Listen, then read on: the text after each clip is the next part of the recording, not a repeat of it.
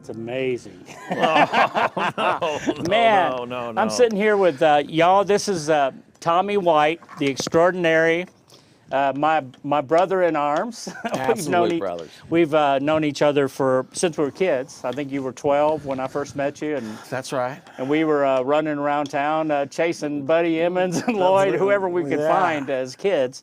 And but anyway, I'm honored that you've agreed to do this with us. It's an honor for me to be here, and I'm so appreciative of you including me in this. I really appreciate it. Well, you have to be documented. You're one of those guys that has it's got to get out there. That's what the police department says. Yeah.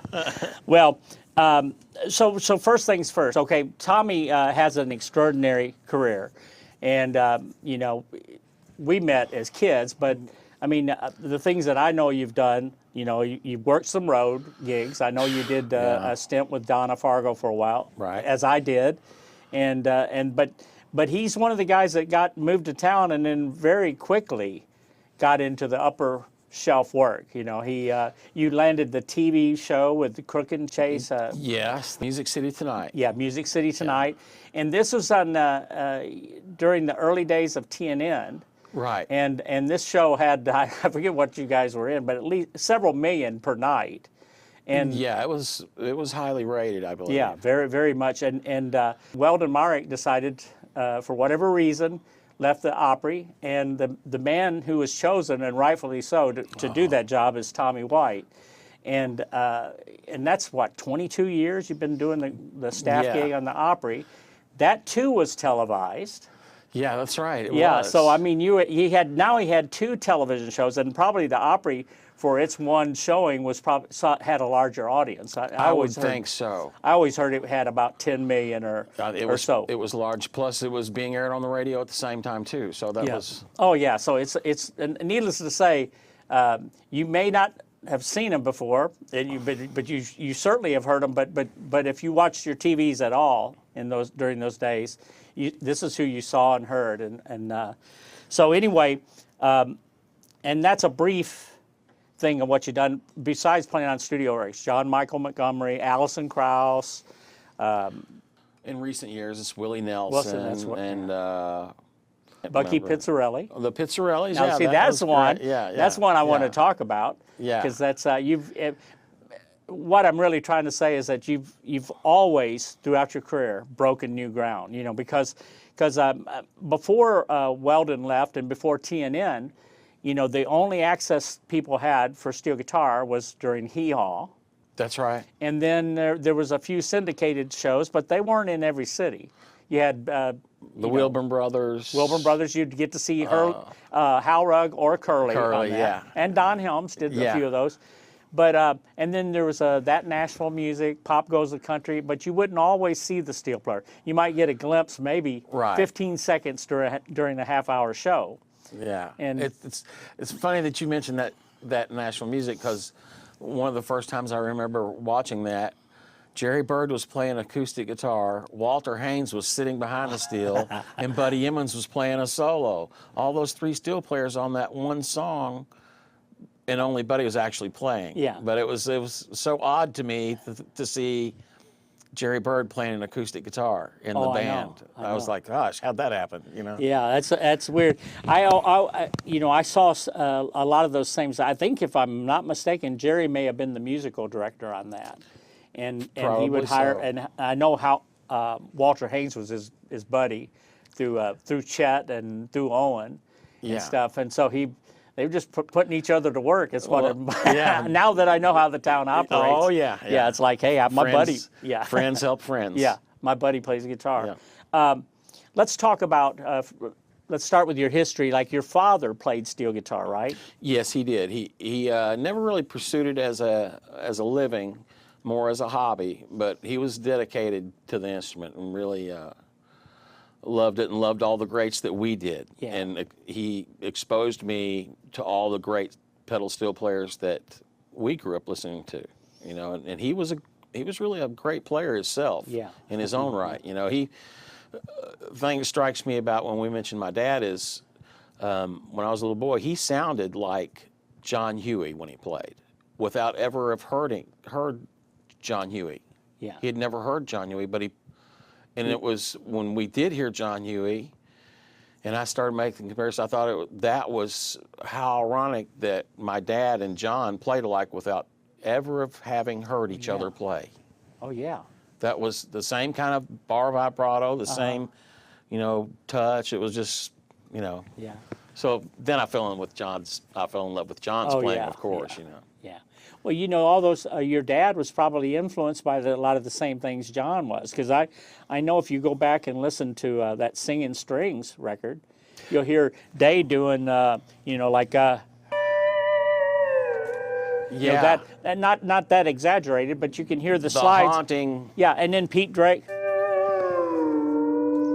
So you can hear John made a whole style and a whole career out of that. But there were elements of that in a lot of people's playing, and That's so right. So your dad probably got it, Yeah. because I know didn't he love Lloyd and Buddy Emmons, and he loved Curly, Yeah. And he loved your playing, and we'll forgive him. I told him,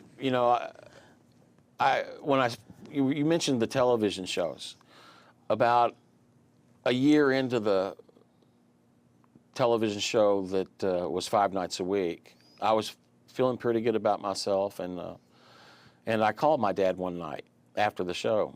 I said, "Did you watch the show?" He said, "Yeah, I watched it." I said, "It's pretty good, wasn't it?" He said, "Well, you're not there yet." So he always kept me in check, That sounds like my dad. Yeah, he said, "You're not there yet," and I needed to hear that. Yeah. It made me work harder. They're the big equalizers. It's like, okay, Yeah. they didn't want you to lose confidence, but they didn't want you to get overconfident. They always want you to work harder. Yeah, and that really, him saying that really did make me work harder. You know? Well, that's the thing that stood out about the first time I heard you play. I forget. I remember where it was. It was at Showbud upstairs, and somebody, Russ Hicks or somebody, said, "You got to go hear this kid up there," And I'm like 16 or whatever I was, and you were up there playing, and you're just on a guitar, and somebody's playing rhythm guitar with you, just as fast as they could go, Oh, gosh. playing Orange Blossom Special, and you were just wearing it out. Oh gosh. Yeah, I'd hate to hear that now. well, we all don't like going backwards, but it just it's amazing. Like, you started out at such a high level of proficiency, and then you had the influences like your father and Well, and I think your history is similar, and that may be why we have both ended up wherever this is. Our parents, our dads, and take it upon ourselves too, to have the insight to expose us to the best players in the world. yeah, I mean, golly, at Yeah. an early age, and we loved it. yeah, So that's yeah, in any facet of art or skills, that is a must to be exposed early. Where your mind is still will accept change and new ideas. I think, and that's what you and I have done. I believe is we started at such an early age. yeah. And I think it takes that to be proficient on this instrument or any instrument. Yeah.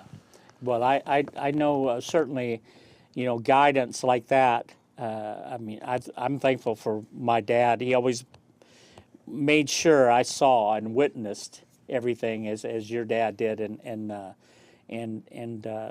then always with a push towards, you can do that, with a little.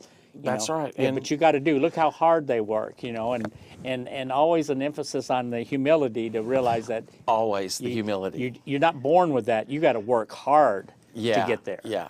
And That's right. And I think another one of the things that you and I have been fortunate in when we were kids is our dads wanted the best for us and provided us with the best. yeah.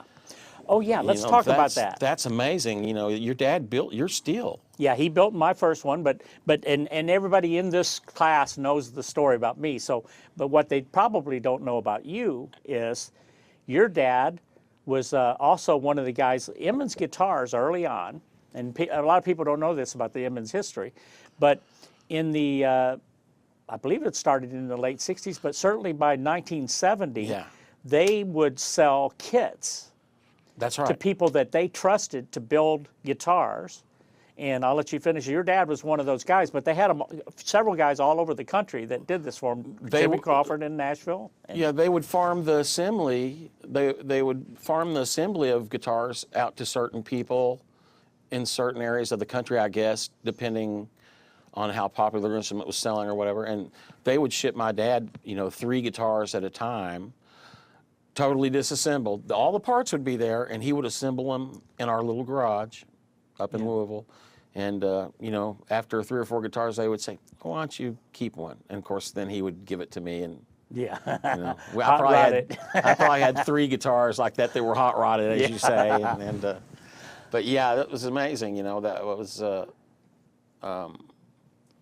that they trusted my dad to do that. And there's people around still today that are playing guitars that my dad built. Yeah. As, they don't have Dad's name on them, but he built them. Yeah, no, it's the same thing. And so this leads me to the point. So, because I was fortunate enough to ask Lloyd Green this. We were talking about his early days on the steel guitar.